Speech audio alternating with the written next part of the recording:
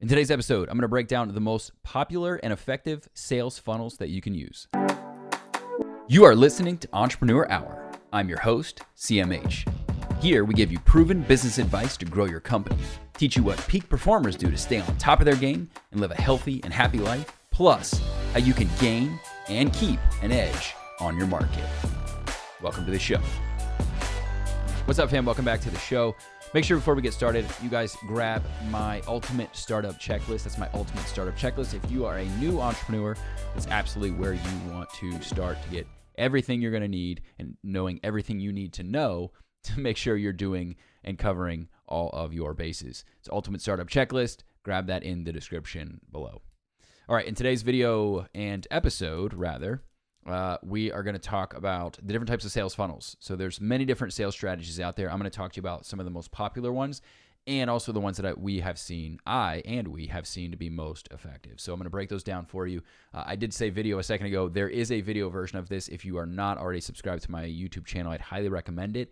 There are several videos that we just don't do the podcast version of, right? There is no audio version of it because you need to see what it is that I'm talking about. This is one of those where you could listen to what I'm saying, but it might be way more effective for you to actually watch it as well. So make sure you browse over, type in Chris Michael Harris on YouTube, or go to youtube.com/Chris Michael Harris. You'll be able to find me there as well. All right, guys, I will see you on the flip side. Please hold for a very important message.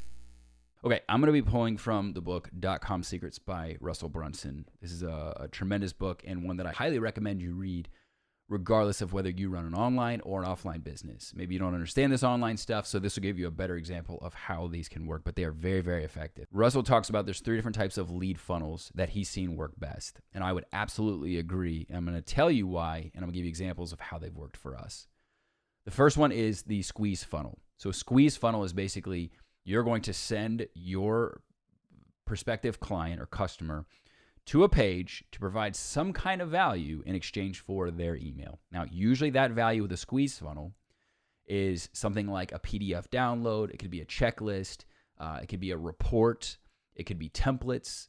It could be a variety of different things that you're going to manufacture that you can quickly replicate and produce, right? That you can store online and they can just have easy access to that, right? As an introductory methodology to what it is that you provide. So one of the things that I've done, one of the ones that I've used that's worked really, really well in the online space is I have what I call the ultimate startup checklist. So it's very, very clear. The value is very clear as far as what you're going to receive. It's for people that want to start a business.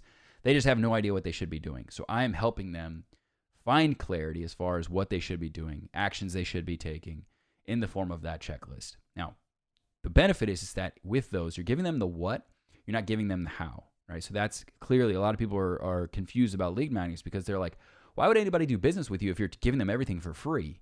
Well, here's the deal. You're giving them the what.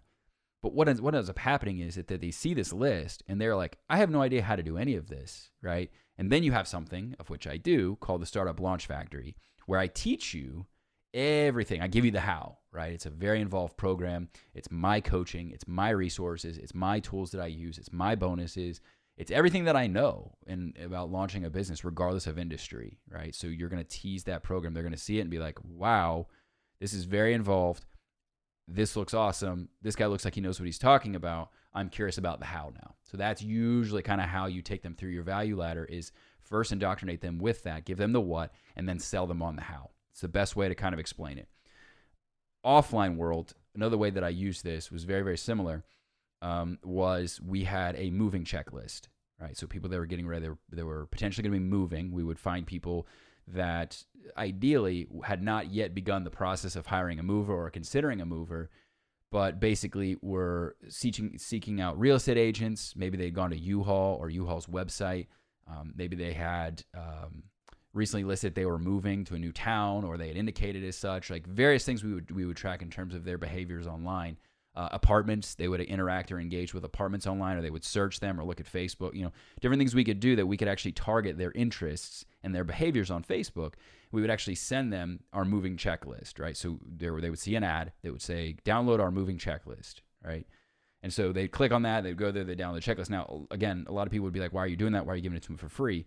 When they see how involved it is, when they see how much more is involved than just picking up stuff and putting it in a truck, when it was actually a very sophisticated process that we went through, and you're educating them on maybe things they didn't know. For example, a lot of people don't realize that damage happens during a move when it's in the back of the truck, not when it's being carried. The reason being is that they buy cheap boxes. They get them for free from like a liquor store or a grocery store, right? There's different grades of boxes, and they're more expensive in accordance with that, but they're made for different things. Moving boxes, good moving boxes, are built to withstand a lot of pressure, a lot of things sitting on top of them, and a lot of damage. Liquor boxes are, for alcohol, they're not made for that. So a lot of times they crunch underneath stuff, and your stuff inside breaks. So giving people things like that they're educated, where it's beyond what they would maybe know, right? It's showing off what your service or what your offer provides that maybe they didn't know beforehand, all right, or they wouldn't know otherwise.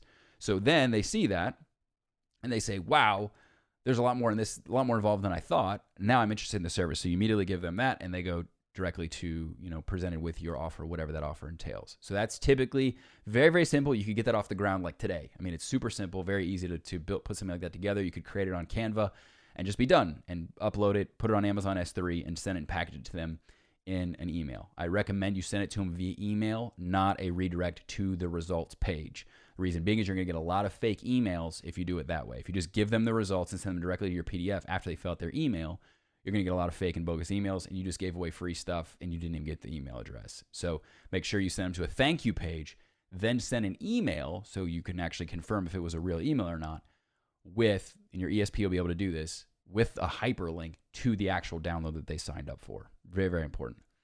All right, next is the survey funnel. So survey funnel, usually I build quizzes for these. I've also used estimators, various things you're going to be doing where they're putting in inputs, and their results vary based on what it is that they actually provided as their inputs. Okay, so a lot of people you'll see where there's a wide range of different people that they're targeting, right? That could provide, that maybe you're looking for. If you have an offer that is multifaceted, this is a good opportunity for a quiz. So for example, I have a community called Startup Books online. It's a membership community where we go over a book a month, and we provide all of these resources and coaching and actionable takeaways from the book, so that it doesn't just go back on your bookshelf to collect dust. You actually use it to go turn knowledge into profits. That's kind of our mantra.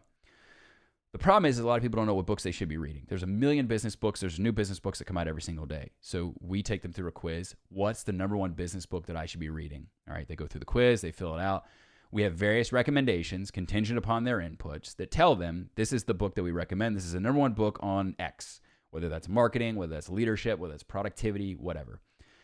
In so doing, those recommendations are books that are provided inside of Startup Books. So they can click that, start, get their 14-day free trial, start the community, boom, they're completely indoctrinated, and they're off and running, right? So that's a really seamless way to do that.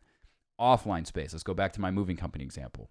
Moving company, we had a price estimator, right? So a lot of people in that industry, pretty much everybody, you had to call and sit on the phone for 30 minutes and tell them everything you've ever owned and everything was in your house so they could give you even close to an accurate price. Well, they don't need the out-of-the-door price. They just need an idea what it's going to cost, right? So we would use our pricing estimator, and that would allow people that were maybe just window shopping to get an idea on the price. So we could actually cut the market completely and really appeal to people that just were doing the window shopping and weren't really seriously inquiring. So we're getting their email address way ahead of our competitors because we provided that resource, right? So they get the estimation, immediately they're introduced to, go ahead and finalize this. And we would always say in their disclaimer, like it usually is going to be about 10 to 15% within, the degree of accuracy, and it's this and this. And we started to go ahead and pre-frame and make sure they know this isn't a final price, but it usually is pretty close. So that's a good way to create an automated process, even in a service-based business, where you are taking advantage of something like a survey, like a quiz, indoctrinating them, educating them, giving them resources without you having to be personally involved with that process. And what you'll find is that if you can set up your targeting right, meaning your ads, or if you have it displayed on your website, you're getting leads like this in your sleep. So that's a tremendous way to use something like that for a service-based business or for an online business. All right, the last one is it's called a summit funnel. All right, this is going to be a little bit different. This is going to be pretty much for online business. So if you're an offline business, you might be able to finagle a way or think of a way to do this. And I could think of a variety of ways you could maybe pull this off.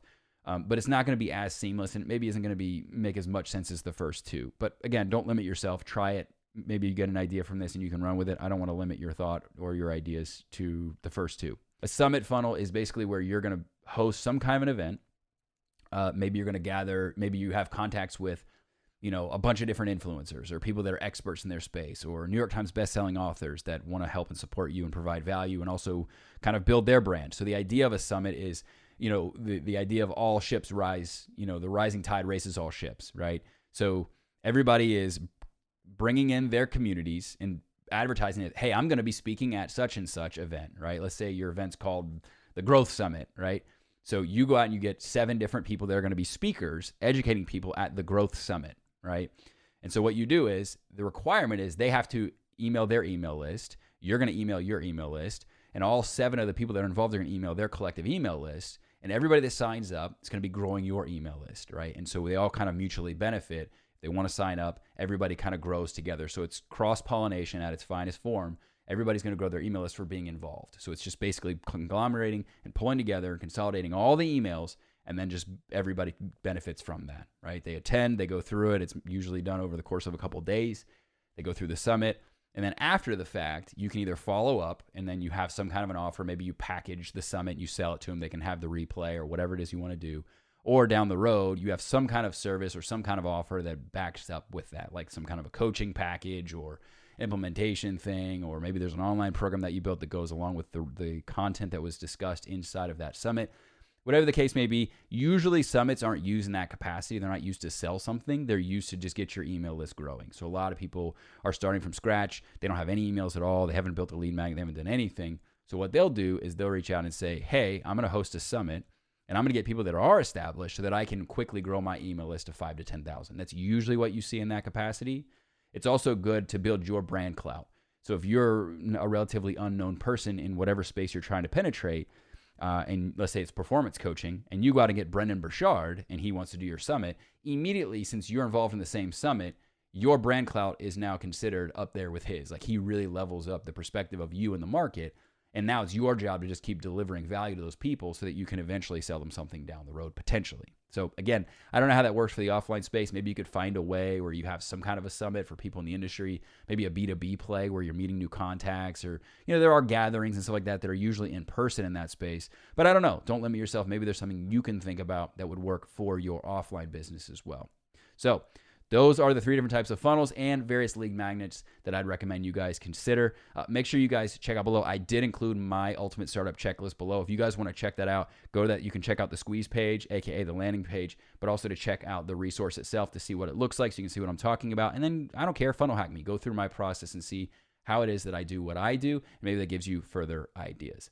Hope you guys like this video. Make sure to like, subscribe again, hit the bell for notifications, and I'll see you in the next one. All right, guys, thanks for tuning in. Make sure to browse over and check me out on social media. Make sure we continue the conversation about this episode there at HeyCMH. That's at HeyCMH on all platforms. Don't forget to subscribe to the show, leave us a review, and I will see you in the next one.